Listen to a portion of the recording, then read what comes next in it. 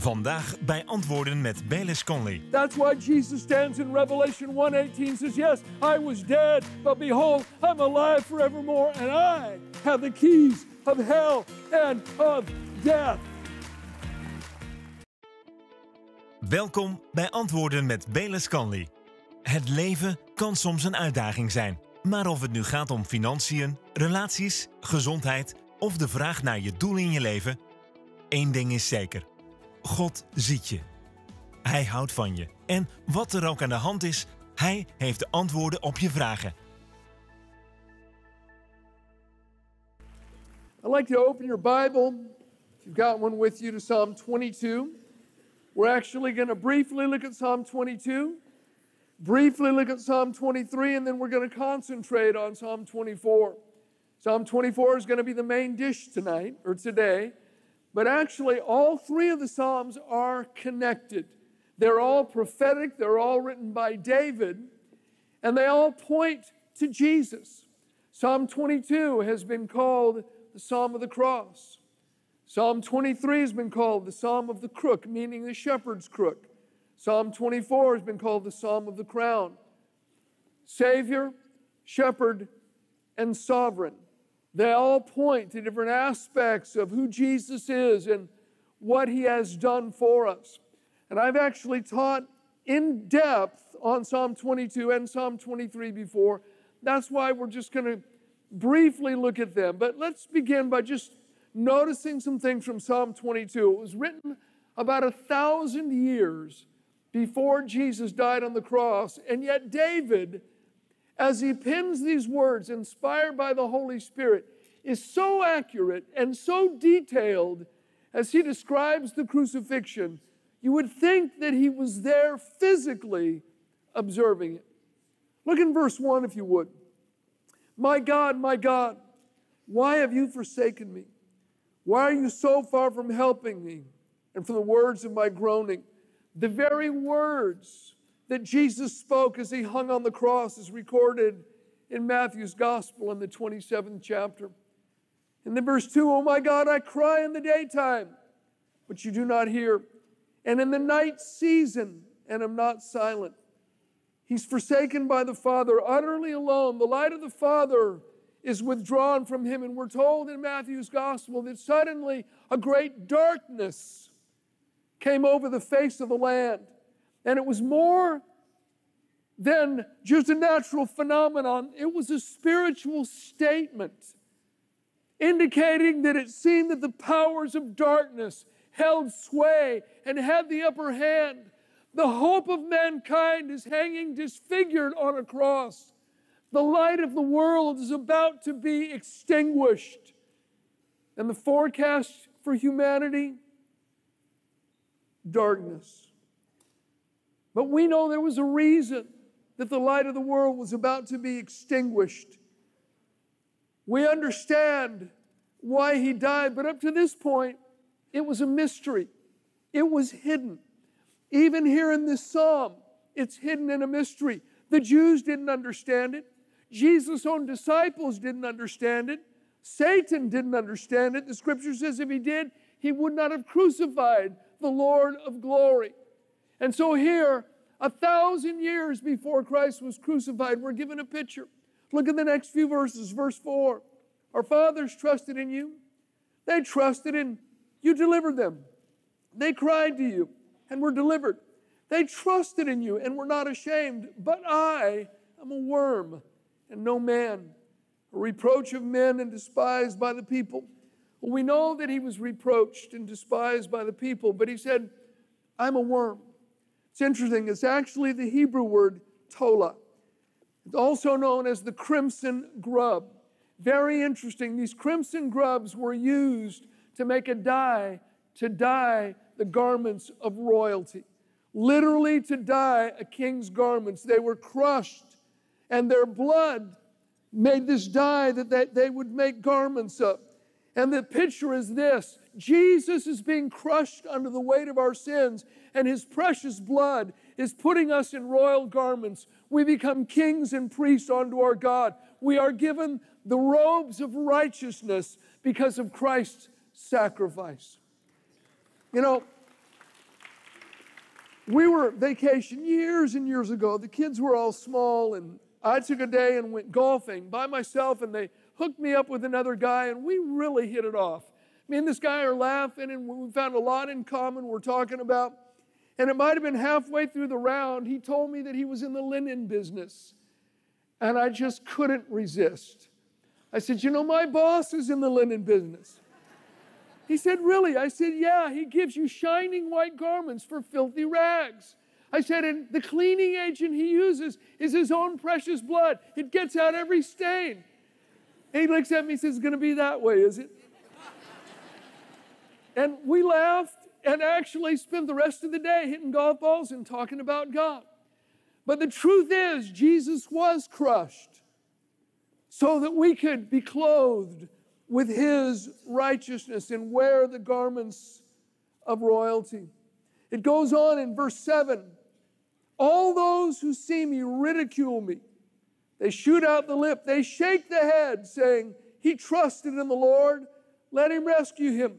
Let him deliver him, since he delights in him. The very things that Matthew records that happened. He was ridiculed by the Jews, even by the thieves on the cross next to him. And they uttered these very words, and the scripture says they shook their heads as they said these very words verbatim to him as he hung upon the cross. We come to verse 16. For dogs have surrounded me. The congregation of the wicked have enclosed me. They pierced my hands and my feet. That is extraordinary that David would pen those words. First, dogs was the way that Jews referred to the Gentiles, literally saying, Gentiles surround me, and it's Gentiles that pierced my hands and my feet. It was the Romans that pierced his hands and his feet. But it's even more extraordinary because the Jewish form of capital punishment was stoning. Crucifixion was not a Jewish thing. That was a Roman thing. And for David, 1,000 years in advance, to be so specific, to say they pierced my hands and feet, but he's not done. Verse 18, they divide my garments among them, and for my clothing they cast lots. All four Gospels tell us that those Roman soldiers at the foot of the cross cast lots and gambled for Jesus' clothing. Now the whole demeanor and direction of this psalm shifts around verse 21 because a resurrection occurs, a church is born and commissioned. Now, as I said, I've taught on those things in detail, so we're going to leave it at that and move into the 23rd Psalm, the most loved psalm. We all know it. The Lord is my shepherd, I shall not want. Until he becomes my shepherd, until it's personal, I'm just another lost sheep. You know, Isaiah 53 and verse 6 says, all we like sheep have gone astray. We've turned everyone to his own way, speaking of all humanity. And God didn't just randomly choose that analogy for lost humanity as a sheep, because of all animals, there's none quite so pitiful as a sheep when it becomes lost. A sheep can get hopelessly lost right next to home. They're not very bright. And that's why God uses them to describe humanity. You think about it. With all of our advancements, with all of our technology, there's still an utter lostness about us spiritually. No matter how cool and brilliant the other sheep are that you hang around with, they're still lost and they can't fill that empty place. We need a shepherd. We need to be found. But until I accept the finished work of the Savior in Psalm 22, I can never embrace him as shepherd, my shepherd, in Psalm 23. I have to first put my trust in what he's done in Psalm 22 and his sacrifice for me as Savior. And then, and only then, can I know him as my shepherd. And then we come to Psalm 24, the Psalm of the sovereign, the Psalm of the crown. And we begin in verse 1, the earth is the Lord's and all its fullness, the world and those who dwell therein. The earth, everything in it, and everyone in it are His by right of creation. The Scripture says it's the Lord that has made us and not we ourselves. Verse 2, for He has founded it upon the seas and established it upon the waters, refers to the creation account in Genesis chapter 1, verses 9 and 10. Verse 3, who may ascend into the hill of the Lord, or who may stand in His holy place? The hill of the Lord refers to Mount Zion. The holy place refers to the temple, but metaphorically, it speaks of heaven. And it's a very good question. He's basically asking, who can ascend? Who can come into the presence of a holy God, whether it's in the temple on earth, which is a copy of the true, or into heaven itself? Who can ascend and come before God? And he gives an answer to that in verse 4. He who has clean hands and a pure heart, who has not lifted up his soul to an idol nor sworn deceitfully. Clean hands and a pure heart. Clean hands meaning outward purity. A clean or pure heart, inward purity. It's not just a matter of outwardly being right, but it's inwardly being right. And then in verse 5, he says, he shall receive blessing from the Lord and righteousness from the God of his salvation. This is Jacob, the generation of those who seek Him, who seek your face. And I like the NLT translation says, such people may seek you and worship in your presence, O God of Jacob. The one with clean hands and a pure heart, all right? So what's the issue? Well, here's the issue. No one qualifies. No one measures up. That's why under the Old Testament, they had sin sacrifices so that people could approach God. But those sin sacrifices under the Old Covenant, they never washed away the stain of sin. They never removed the stain of sin. They never healed our inward brokenness. All they did was temporarily cover that sin for a year, but every year a remembrance was made once again. The sacrifice had to be offered over and over and over. Listen, Hebrews 10, verses 1 to 4. It says, for the law, having a shadow of the good things to come, and not the very image of the things, can never, with these same sacrifices, which they offer continually year by year, make those who approach perfect. For then would they not have ceased to be offered? For the worshipers, once purified, would have had no more consciousness of sins. But in those sacrifices there is a reminder of sins every year. For it is not possible that the blood of bulls and goats could take away sin. It just covered them. Once a year there was a covering, but what was underneath was still there. Every year could put the coat on and cover the brokenness and the stain of sin, but that's all it did. It just covered it. It was still there. And then again, I'm not changed inwardly. I'm still stained inwardly. I'm still broken inwardly. The sacrifice would be offered, but it wouldn't remove the stain. It wouldn't remove the sin. It wouldn't take away the brokenness. It would merely cover things up for another year. Now, it's actually worse than that. I want to quote to you from Romans chapter 3, verses 9 to 12, but these are actually quotes of King David himself in Psalm 53 and Psalm 14. The writer of Romans just lifts them out of the book of Psalms and quotes them here in Romans 3. In verse 9, he says, what then? Are we better than they? Not at all. For we have previously charged both Jews and Greeks that they are all under sin. As it is written, there is none righteous, no, not one. There is none who understands. There is no one who seeks after God. They have all turned aside. They have together become unprofitable. there is no one who does good, no, not one. Verse 23, for all have sinned and fall short of the glory of God. My friend, all of our good works are not enough to make us right with a holy God. All of our personal sacrifice falls short and can never pay the price of our redemption. That's why we needed a Savior.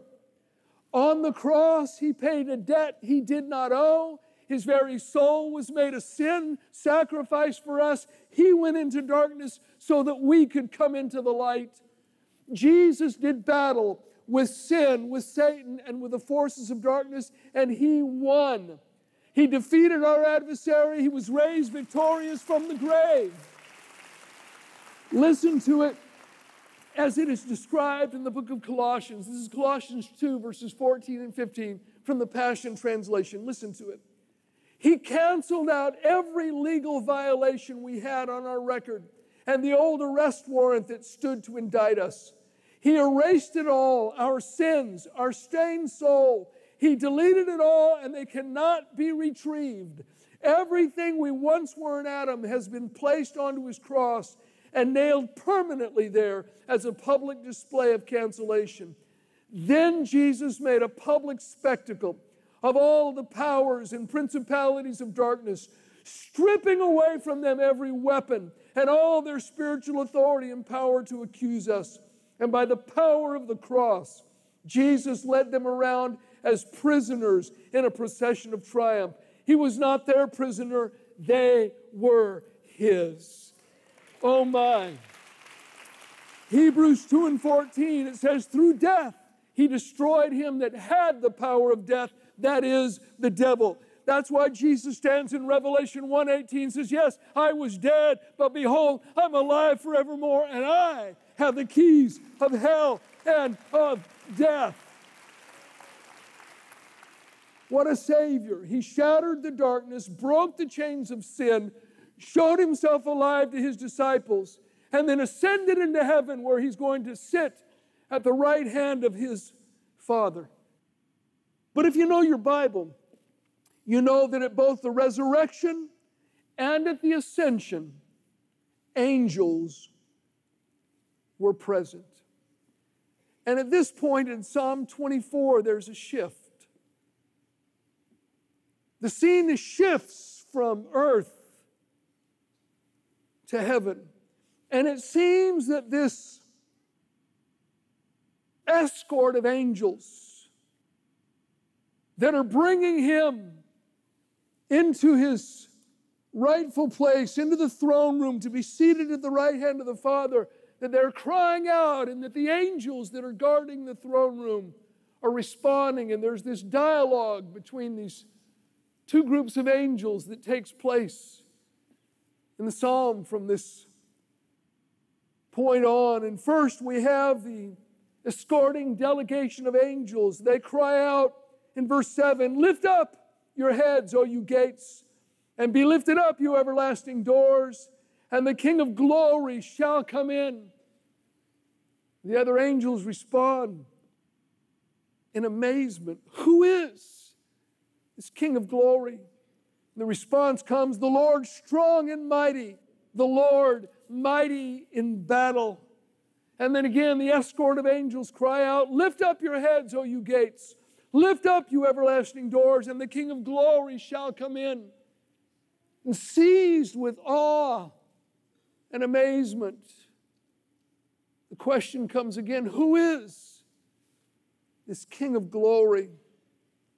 And they respond, the Lord of hosts, literally the Lord of angel armies.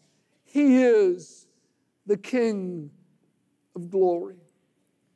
Why the awed amazement of these angels guarding the throne room?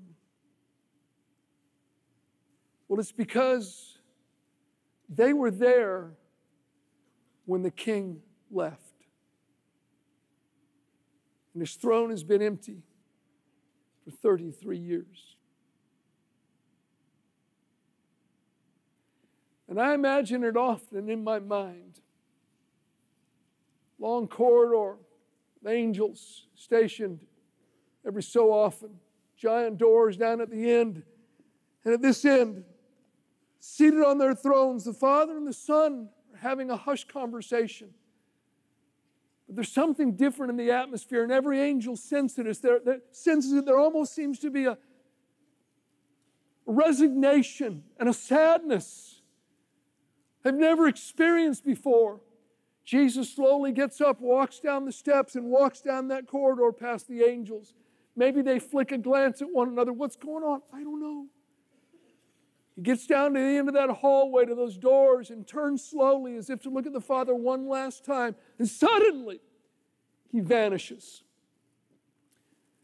He has emptied himself of every divine privilege and the dignity that it was rightfully his.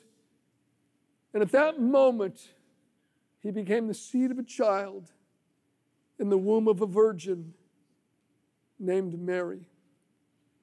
He humbled himself and took on the form of a man. But now the scene has changed. Redemption has been accomplished. The great sacrifice has been made. Darkness has been defeated, and the King of Glory has returned to his throne. And he's the same, but somehow he's different. He's radiating splendor and glory.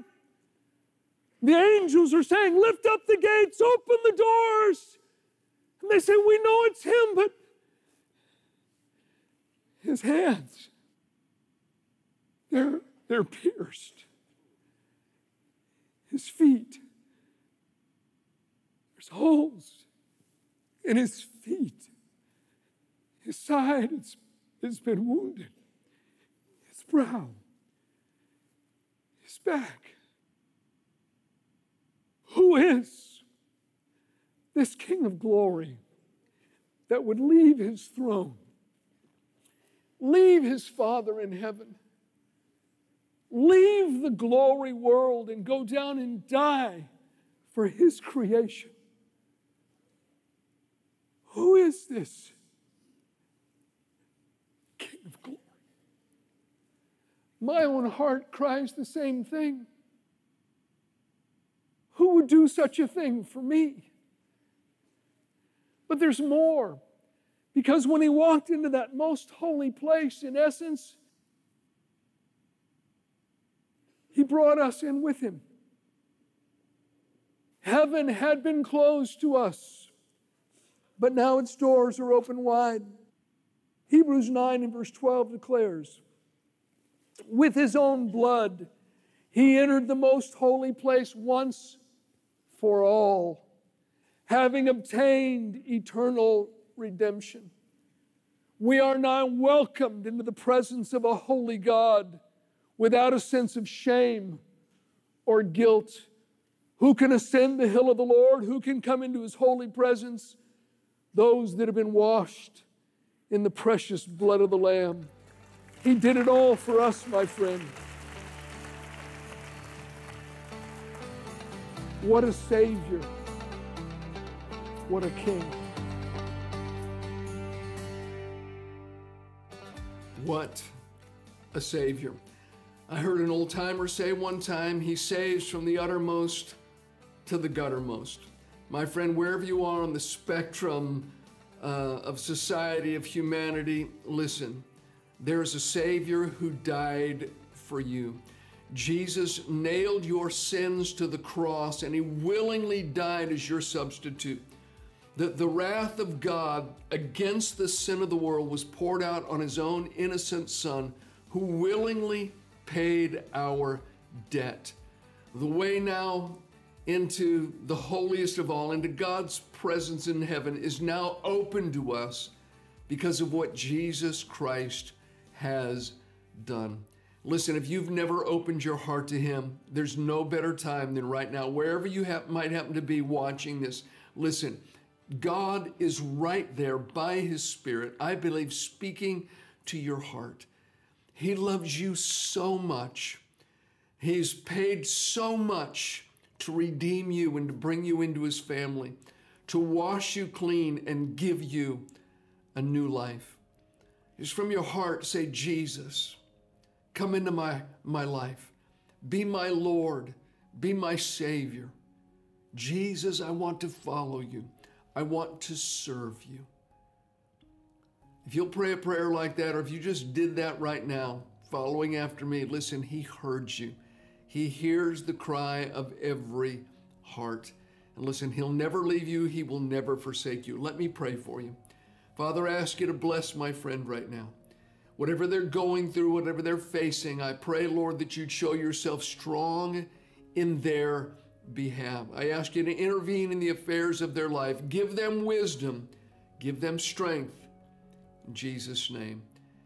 And I just wanted to say thank you to those of you that support us financially. We couldn't do what we do without your gifts, without your prayers. We are so grateful.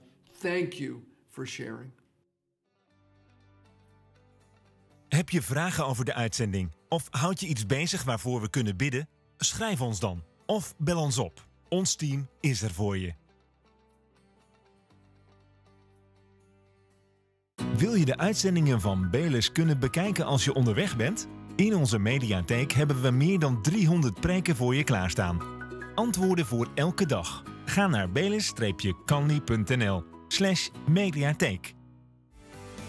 Hier vind je nog meer antwoorden op levensvragen. Er is elke dag een nieuwe overdenking van Belus, die je online kunt lezen of die je per e-mail kunt ontvangen. Als je op de hoogte wilt blijven van de preken, kun je je abonneren op ons kanaal. God zegen.